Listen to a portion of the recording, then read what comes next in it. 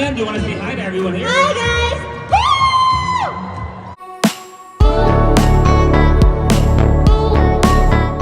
Ellen Adarna ang bagong brand ambassador ng Arena Plus. Kasama din si Jessie Manjola. Sabay nga silang winelcome ng brand na ito. Host naman nga dito si Luis Manzano at sobrang saya dahil ka-co-host ang asawa niyang si Jessie. May special guest din sila ang NBA player na si Derrick Rose. Ang tangkad nga pala nito ang si Derrick.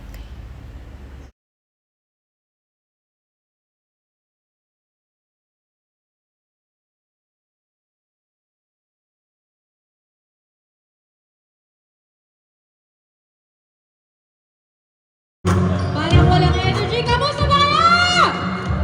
Ayun. Ellen, would you like to Dito, say hi? dito sa West. Kamusta dito sa West? Woo! Nag-work. Ellen, do you want to say hi to everyone here? Hi guys! Woo! Okay, I will tell you how this MVP showdown works. We have 16 players, 1-6. Si Ellen, edad 38 at si Jessie ay 33. Both young looking in their 30s. Iba din palang tangkad nitong si Jessie kapag nagtabis sila ni Ellen. Team Orange nga ang kanilang isinuot para sa event na ito.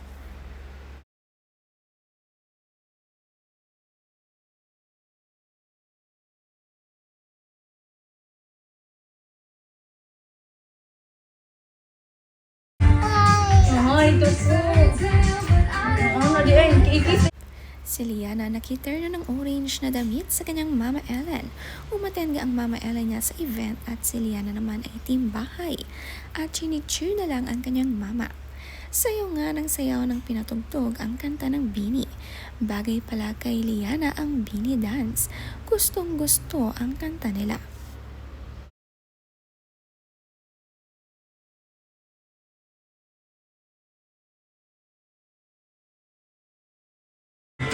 Bini Lily!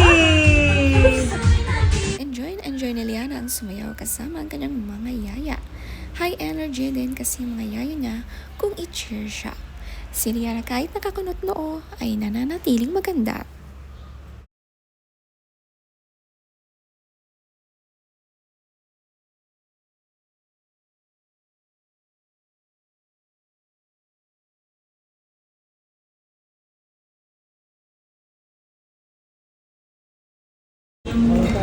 Nagbibigay ng advice, and then I was at a very dark and challenging time. Si Ella naman nagbahagi ng birthday message sa kanyang best friend na si Jerry. Siya pala ang tumulong kay Allen sa mga nakaraang pinagdaanan nito.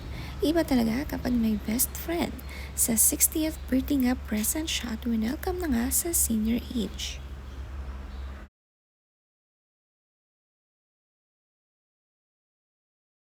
Sabi ni Ellen sa kanyang caption, "Happy birthday to the most selfless and generous man I know. Kahit di mo ako girlfriend, inaalagaan mo ko. Honestly, it's kinda suspicious how good you are. Like, do you ever get tired of being this sincerely nice? No wonder life keeps blessing you, favorite ka ni Lorde. And also everyone else. We love you so much, BFF."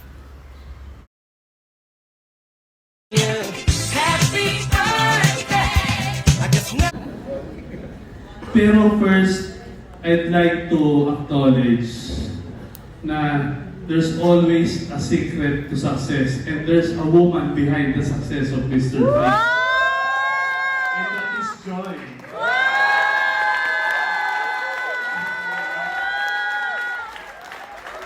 Siya yung last picture. Nagbebenta siya ng sex toys. Eto na, okay. So, what I admire most about Jerry isn't, syempre, only about his business and his success, but I think how he achieved it. He achieved it with a lot of integrity and with a lot of generosity that I'm sure all of us feel. He's the type of person that has a very calming presence, diba? People want to be around him. People want to learn from him. People want to borrow money from him. And as a business partner, I think think he set the bar really high in terms of the quality that he gives out to the Filipino people. Hindi nakakahiya to be a Mr. Freeze partner. Actually, proud ka when you are partners with Jerry. Si Isabel Daza present din sa 60th birthday celebration ni Jerry. Ka-business partner nga niya itong si Jerry at napaka-sweet nga ng kanyang mensahe. Siyempre, hindi mawawala ang pagka-comedy niya.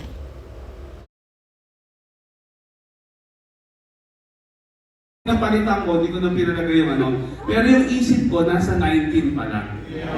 So, after this birthday, medyo ngayon pa lang ako nagmamature. Nadidevelop na ngayon yung aking pag-maturity. So finally, ako ba mag-host?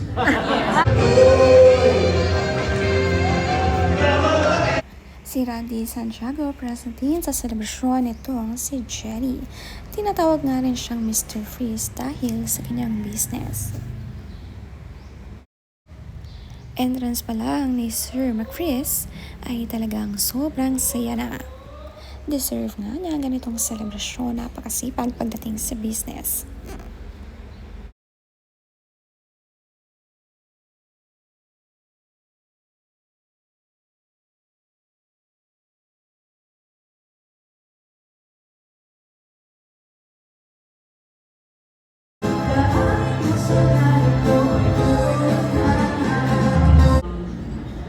Pag magkasama kami, hindi pa niya binibitawan yung punchline, tumatawa na ako. In fact, nag-aantay ako lagi ng punchline. Makwento ko lang, sa buong season ng Negosyo Bulls, wala siyang binasang script. Lahat yun ad-lib.